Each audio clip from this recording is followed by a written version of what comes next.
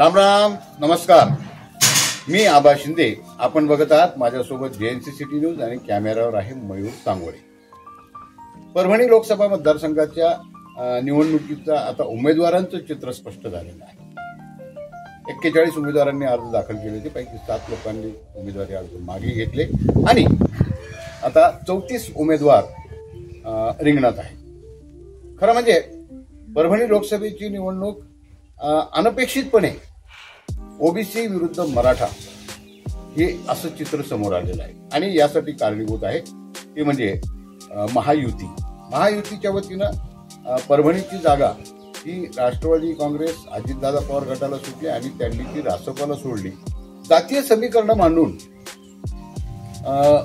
एका विशिष्ट जातीचा उमेदवार आयात म्हणजे बाहेरच्या मतदारसंघातून आयात करून ऐनवेळी त्याला परभणीला तिकीट दिलं गेलं आणि यामागे भूमिका किंवा हेतू असा की मग त्या समाजाची राज्यभरातल्या इतर मतदारसंघातली मतं आपल्याला मिळावीत या हेतूने हा उमेदवार दिला असल्याची चर्चा आहे आणि त्या चर्चेमध्ये काही तथ्य पण आहे.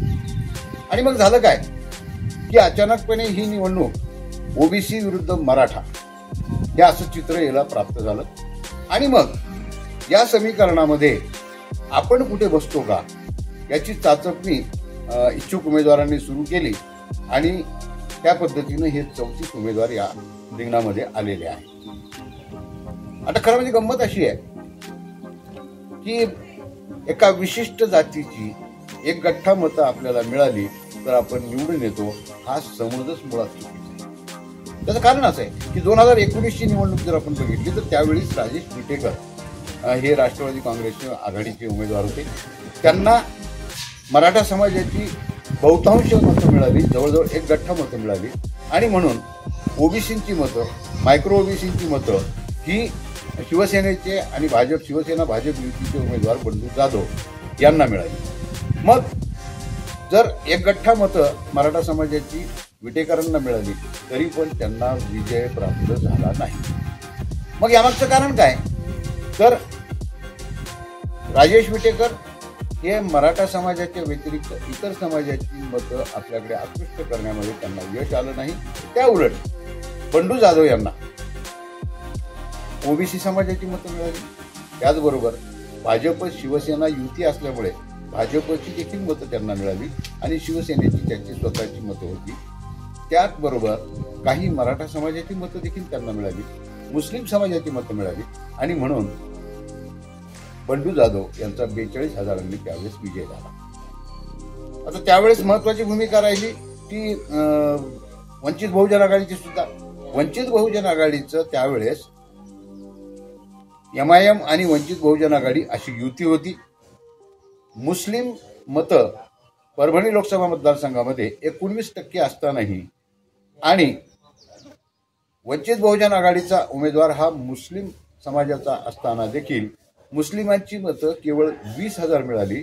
इतर मतं जी होती 1,49,000 मतांपैकी बाकीची मतं ही दलित आणि इतर समाजाची होती. त्याचबरोबर महत्वाचा फॅक्टर हा होता की राजेश विटेकरांना किंवा त्यांच्या नेतृत्वाला विरोध असणाऱ्या मराठा समाजानं देखील वंचित बहुजन आघाडीकडे ती मतं वळवली आणि म्हणून हे सगळं समीकरण त्या पद्धतीनं आलं. मात्र या समीकरणाचा सखोल अभ्यास न करता केवळ मराठा विरुद्ध ओबीसी निवडणूक झाली म्हणून मराठा समाजातून अनेक इच्छुक उमेदवार आले, त्यांनी उमेदवारी अर्ज दाखल केले जे की मराठा आंदोलनामध्ये सक्रिय होते.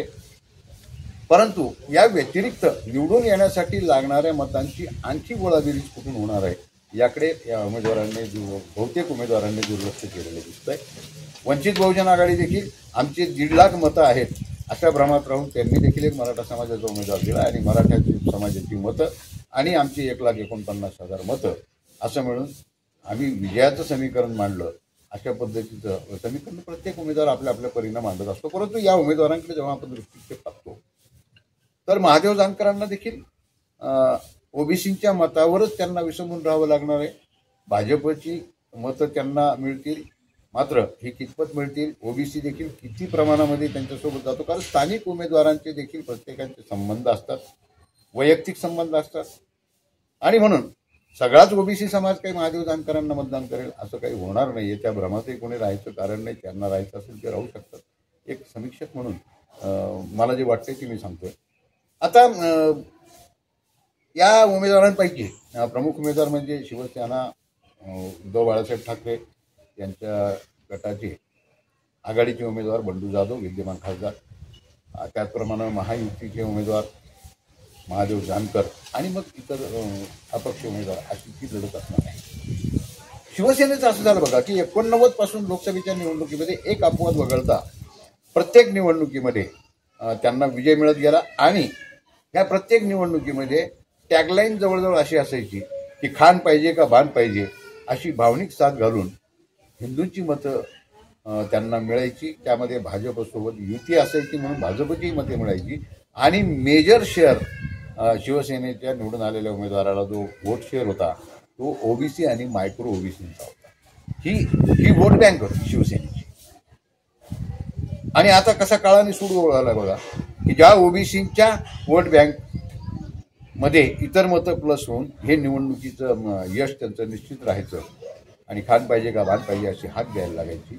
आता त्याच शिवसेनेवर जे की ओबीसीच्या हे त्यांचं बलस्थान होतं त्याच शिवसेनेवर आता ओबीसी पाहिजे का मराठा पाहिजे अशा प्रकारची हाक देण्याची वेळ आली. आणि मग आता आपण जे कोणी उमेदवार आलेले त्यापैकी एक उमेदवार समीर गणेशराव दुधगावकर हे मराठा समाजाचं प्रतिनिधित्व करतात. त्यांनी अपक्ष उमेदवारी दिलेली आहे. मात्र इतर जे उमेदवार मराठा समाजाचे आलेले आहेत त्यांच्यापेक्षा वेगळं पण समीर दुधगावकरचं दिसून येतं. ते असं की एकतर त्यांना त्यांच्या घराण्यामध्ये त्यांच्या घरामध्ये राजकीय वारसा आहे. त्यांचे पिताश्री सन्माननीय गणेशरावजी दुधगावकर हे आमदार राहिलेले आहेत, खासदार राहिलेले आहेत, राज्याचे मंत्री म्हणून त्यांनी काम पाहिलेलं आहे आणि हे जुने जाणते नेते या परभणी जिल्ह्याचे ते ओळखले जातात आणि या परभणी लोकसभा मतदारसंघाचं त्यांनी प्रतिनिधित्व देखील लोकसभेमध्ये केलेलं आहे. आणि सगळ्यात महत्त्वाचं म्हणजे गणेशराव दुधगावकर हे मूळचे काँग्रेसचे आणि त्यांच्या पूर्ण राजकीय कारकिर्दीमध्ये त्यांना कधी जातीवादाचा चेहरा त्यांना लागला नाही. ते शिवसेनेचे खासदार होते तरी ते म्हणत होते की मी शिवसेनेचा नाही, मी परभणीचा खासदार आहे. आणि म्हणून त्यांच्या राजकीय करिअरमध्ये आतापर्यंतच्या सेक्युलर अशी त्यांची ती प्रतिमा समाजामध्ये आहे. त्याचबरोबर दलित समाजामध्ये त्यांचे चांगले संबंध आहेत, दलित नेत्यांमध्ये त्यांचे चांगले संबंध आहेत, वेगवेगळ्या राजकीय संघटना सामाजिक संघटनांसोबत त्यांचे चांगले संबंध आहेत. सगळ्या सोयऱ्यांचं देखील त्यांचं मोठं जाळं या परभणी लोकसभा मतदारसंघामध्ये आहे. या व्यतिरिक्त समीर दुधगावकर यांची उमेदवारी देत असताना एक आध्यात्मिक बैठक असलेला, आध्यात्मिक अभ्यास असलेला, त्याचबरोबर उच्च विद्याविभूषित आणि या विकासाची जाण असलेला, त्याचा अभ्यास असलेला, संपूर्ण मतदारसंघाचा अभ्यास असलेला, सामाजिक सगळ्या परिस्थितीचं भान आणि त्याचाही अभ्यास असलेला असा तो युवक चेंबर ऑफ कॉमर्सच्या माध्यमातून राज्यस्तरावर त्याला जेव्हा काम करायला मिळालं, या माध्यमातून त्यांनी बऱ्याच शेतीपूरक उद्योगांच्या संदर्भामध्ये बऱ्याच तरुणांना मार्गदर्शन केलं. रोजगार निर्मितीचे त्यांच्याकडे एक व्हिजन आहे. आणि त्याचबरोबर लोकसभेमध्ये, लोकसभा ह्या सर्वोच्च आमच्या लोकशाहीच्या मंदिरामध्ये जेव्हा प्रश्न मांडायचे असतात त्या ठिकाणी भाषेचं ज्ञान असणं, सगळ्या गोष्टींचा कायद्याचा अभ्यास असणं हे पण आवश्यक असतं.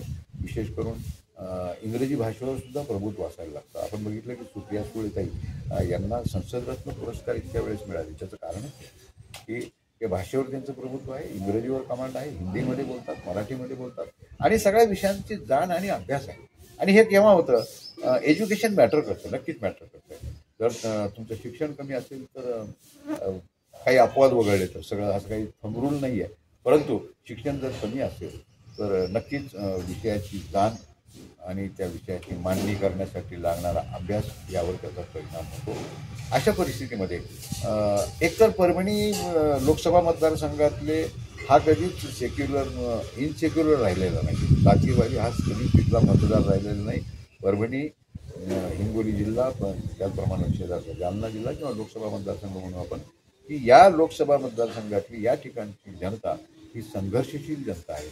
या मतदारांचा DNA जर आपण बघितला तर अण्णासाहेब गव्हाणे, शेषरावभाऊ देशमुख यांच्यासारख्या नेत्यांच्या पगडा आपल्या निस्पृह राजकारण आणि कुठल्याही जातीपातीचं न मानता राजकारण करण्याची ही परंपरा आणि तो एक वारसा आपल्या मतदारांच्या मनावर आहे.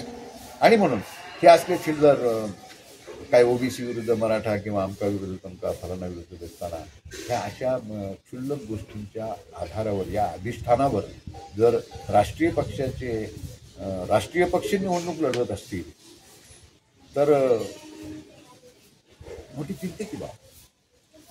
आणि जी शिवसेना आतापर्यंत ओबीसीच्या वोट बँकवर त्या ओबीसीने त्यांच्यावर विश्वास टाकला 89 पासून 19 पर्यंत, त्या ओबीसीच्या बाबतीमध्ये आता शिवसेना ही भूमिका घेणार की लोकसभेला प्रतिनिधी ओबीसी पाहिजे का मराठा पाहिजे.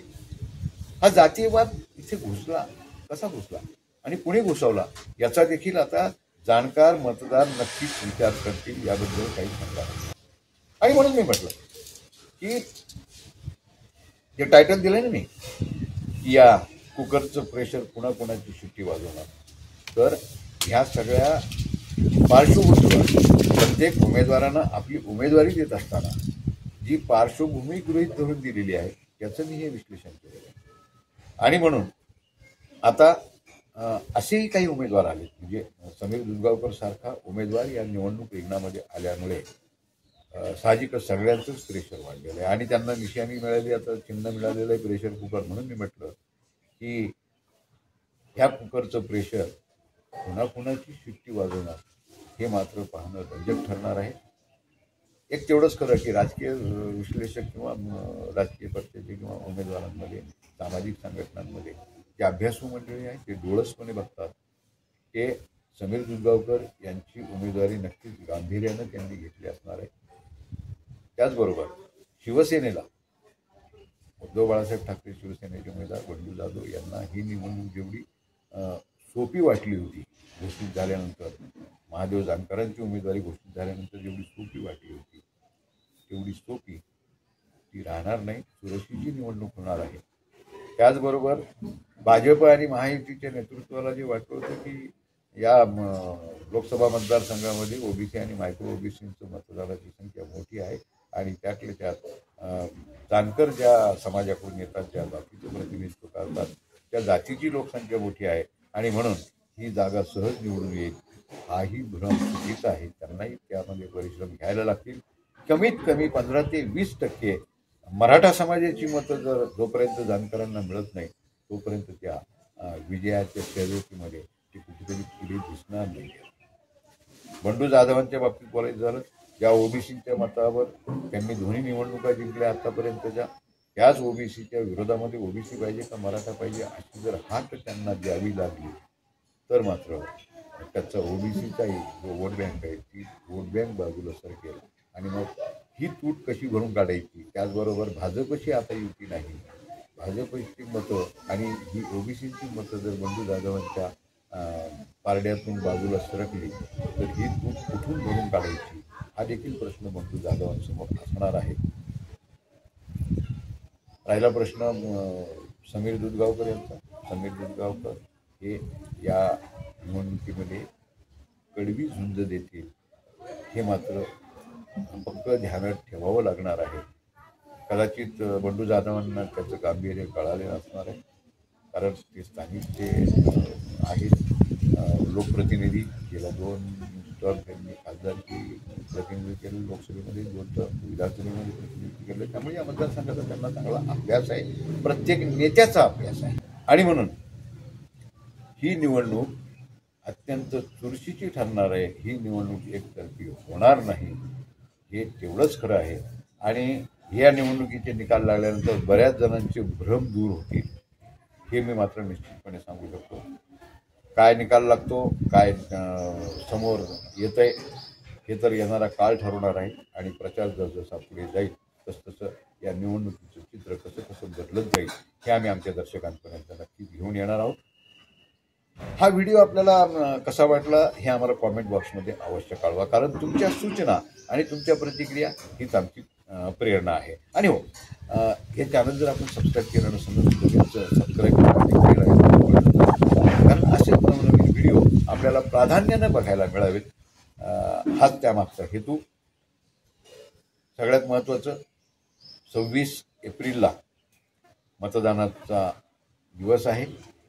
हा राष्ट्रीय सण आहे. लोकशाहीचा हा सर्वात मोठा उत्सव आहे.